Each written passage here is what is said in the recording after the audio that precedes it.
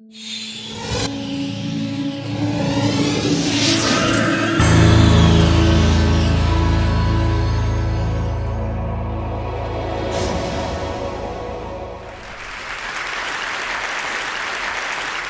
have brought us images from the Yemen Times, and take us through those and introduce us to another Yemen.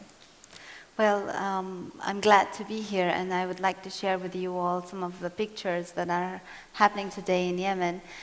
This picture shows a revolution started by women, and it shows women and men leading a mixed protest. The other picture is a popularity of the real need for change. So many people are there, the intensity of the upspring. This picture shows that the revolution has allowed opportunities for training, for education. These women are learning about first aid and their rights according to the constitution. I love this picture. I just wanted to show that over 60% of the Yemeni population are 15 years and below, and they were excluded from decision making, and now they are in the forefront of the news, raising the flag. English, you will see this is jeans and tights, and in English, expression, you know, the ability to share with the world what is going on in our own country. And expression also, it has brought talent. Yemenis are using cartoons and art, paintings, comics to tell the world and each other about what's going on. Obviously, there is always the dark side of it, and this is just one of the less gruesome pictures of the revolution and the cost that we have to pay. The solidarity of millions of Yemenis across the country just demanding the one thing. And finally, lots of people are saying that Yemen's revolution is going to break the country. Is it going to be so many different countries? Is it going to be another Somalia? But we want to tell the world that no, under the one flag, we'll still remain as Yemeni people. Thank you for those images, Nadia. And they do, in many ways, tell a different story than the story of Yemen, the one that is often in the news, and yet you yourself defy all those characterizations. So let's talk about the personal story for a moment. Your father is murdered. The Yemen Times already has a strong reputation in Yemen as an independent English language newspaper. How did you then make the decision and assume the responsibilities of running a newspaper, especially in such times of conflict? Well, let me first warn you that I am not the traditional Yemeni girl. I guess you've already noticed this by now. In Yemen, most women are veiled and they are sitting behind doors and not very much part of the public life.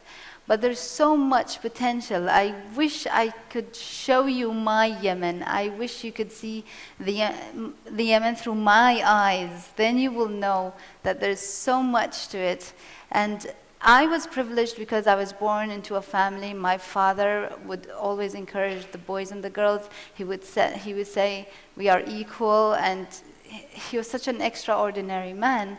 And even my mother, I owe it to my family.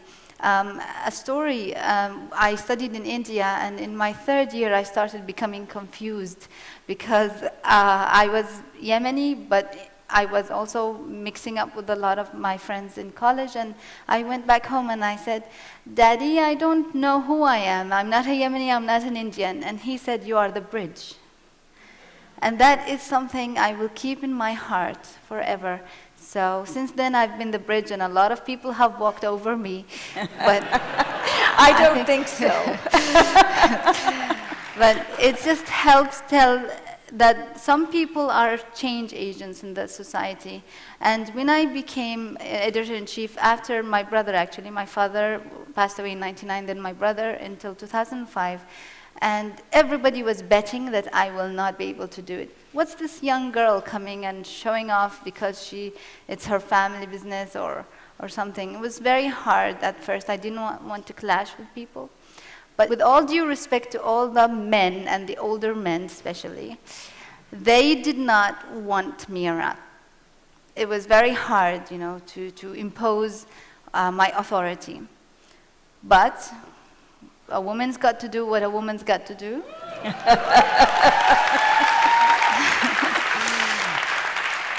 And in the first year, I had to fire half of the men.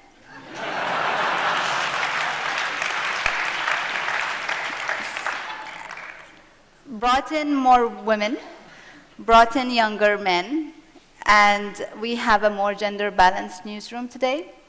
The other thing is that it's about professionalism. It's about proving who you are and what you can do. And I don't know if I'm going to be boasting now, but in 2006 alone, we won 3 international awards. One of them is the IPI Free Media Pioneer Award. So that was the answer to all the Yemeni people. And I want to score a point here because my husband is in the room over there. If you could please stand up, Khairuddin. He has been very supportive of me.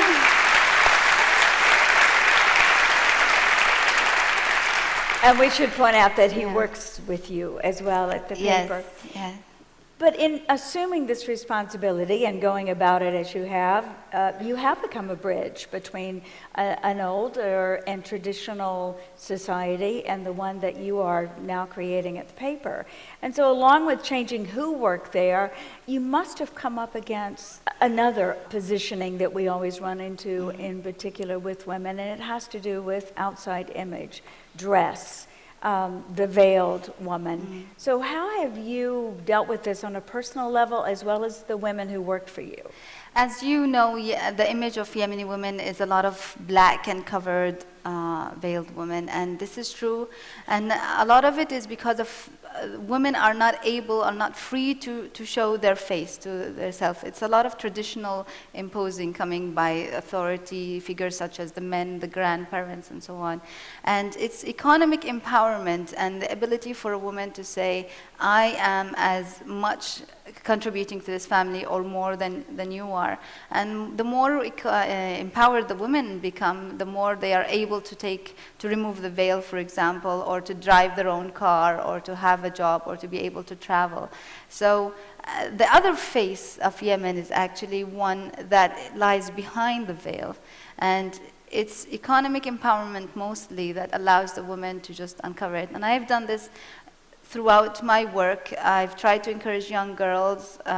We started with, like, you can take it off in the office, and then after that you can take it off on assignments, because I didn't believe a journalist can be a journalist with you know, how can you talk to people if you have your face covered?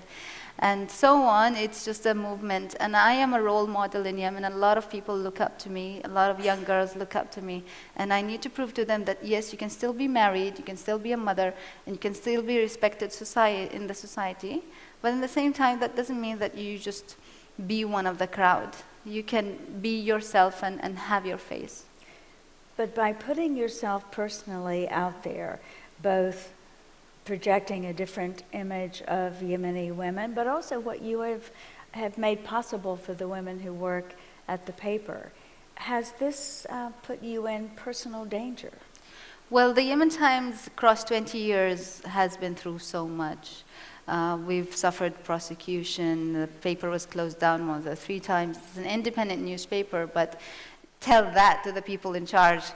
They think that if there's anything against them, then we are being an opposition newspaper, and very, very difficult times. Some of my reporters were arrested. We had some court cases. My father was assassinated.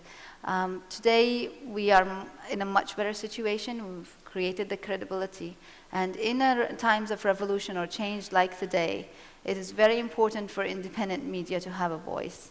It's very important for you to go to yementimes.com, and it is very important to listen to our voice. And this is probably something I wanna share with you on Western media probably, and how there's a lot of stereotypes thinking of Yemen in one single frame. This is what Yemen is all about, and that's not fair. It's not fair for me. It's not fair for my country. A lot of reporters come to Yemen and they want to write a story on Al-Qaeda or terrorism. And I just wanted to share with you. Like, there's one reporter that came, he wanted to do a documentary on what his editors wanted, and he landed up writing about a story that even surprised me, hip-hop. That there are young Yemeni men who express themselves through dancing and that thing. Rap, break dancing. Yeah, break dancing. Yeah. I'm not so old. I'm just not in touch.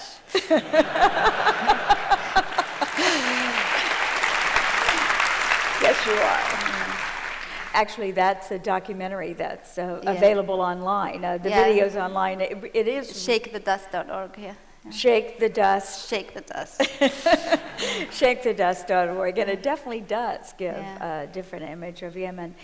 You spoke about the responsibility of the press, and certainly when we look at the ways in which we have, separated ourselves from others, we've created fear and danger, often from lack of knowledge, lack of real understanding. How do you see the way that the Western press in particular is covering this and all other stories out of the region, but in particular in your country? Well, there is a saying that says, you fear what you don't know, and you hate what you fear. So it's about the lack of research, basically. It's almost do your homework, some involvement, and you cannot do what parachute reporting, just jump into a country for 2 days and think that you've done your homework and stories. So I wish that the world would know my Yemen, my country, my people. I am an example, and there are others like me. We may not be that many, but if we are promoted as a good positive example, there will be others, men and women, who can eventually bridge the gap, again coming to the bridge between Yemen and the world, and telling us first about recognition, and then about communication and compassion. I think Yemen is going to be in very bad situation in the next 2 or 3 years. It's natural. But after the 2 years, which is the price we are willing to pay, we were going to stand up again on our feet, but in the new Yemen with the younger and more empowered people. Democratic.